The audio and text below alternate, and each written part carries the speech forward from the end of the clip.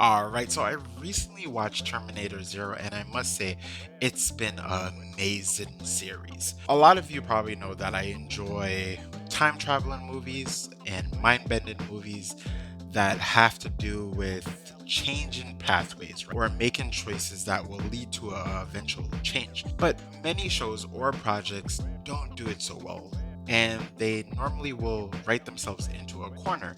Now, I must say that Terminator Zero has cleaned up some of the work from the previous Terminators and done something that is unique, brand new, but easily digestible at the same time. We're following the path of Aiko and also Malcolm, but I would argue that Malcolm is the main character. Right? Now, there are a bunch of characters that we get in the show, such as Malcolm's kids, and needing to follow them in order to get from point A to point B. But this is really done by the interjection of the Terminator. That some of you who have watched Terminator will say, oh, another Terminator, they're trying to go back in time to end someone and X, Y, and Z. Now, yes, but also written a whole lot better. One of the things that I really love about this show is that there's an infusion of a brand new artificial intelligence, which comes in the name of Kokoro. Now, Kokoro was made by Malcolm, but also another character that I'm not going to truly get into because it leads into a whole lot of things. But in short, Malcolm made an artificial intelligence when he was a kid, and or a kid becoming a man. And his goal from creating this artificial intelligence was to teach it to create some kind of peaceful coexistence. Now, he was right. He taught this AI how to think, how to think, how to feel, and how to identify itself as well. They formed a bond. And this bond was very strong because it eventually led to the resistance coming in, seeing Malcolm in, and them trying to really just put everything that he was doing. Uh, Basically, they were trying to cancel it. They reverse engineered some of this time technology to go into the past. Now, you might say, did they do this in order to change the past? Yes. Did they do this to change their future? No. That sounds confusing. Here's the thing when it comes to time travel, at least in the Terminator universe and many other types of universes as well.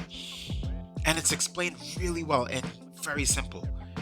If I'm a time traveler and I go into the past and change things in the past, I am only going to change what happens in that past's future, meaning it's a branch timeline. Now, if I go back in time, change what happens in the past, nothing is going to happen to where I came from if I was from the future. That future is still exactly the same. What's really cool is that they explain it in the show that this is what the machines get wrong, or the Terminators get wrong. Apparently, the Terminators don't truly understand this. That every time they send a Terminator back to the past to stop something, they don't understand that they're not stopping it from happening in the future. So parts of that is a little bit confusing because why wouldn't the Terminators or Skynet eventually understand that? But I digress. Kokoro and also Malcolm have really great dialogue, philosophical ones, but also ones that will make you think as the viewer. And the whole goal is to make Kokoro come online so that it can stop Skynet. But Malcolm is trying to convince Kokoro, right? It isn't just programming it, because just simply programming Kokoro may lead to the same outcome that is Skynet. So in this case, it's really about teaching Kokoro why humans are valued as something that is important. Now, I can keep going on and on about the show. Now there's so much more. If you want me to do a full breakdown, I'll do a breakdown. But overall, I want to say that this was a great story that told an understanding of the whole Skynet Terminator universe in a different pathway.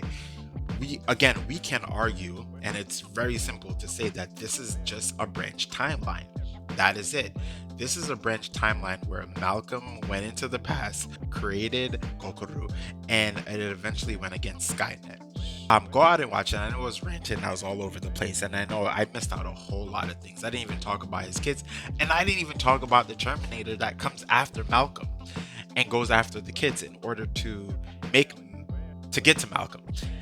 But overall, it's a really good show. If I had to rate it, I'm definitely gonna give it, a solid 7.5 out of 10. I binged watched it in one day, one sitting. I just like went all in. So go to Netflix, check it out. Let me know your thoughts in the comment section. Did you like? Did you love it? Did you hate it? And I'll catch you all later for the next one. Later.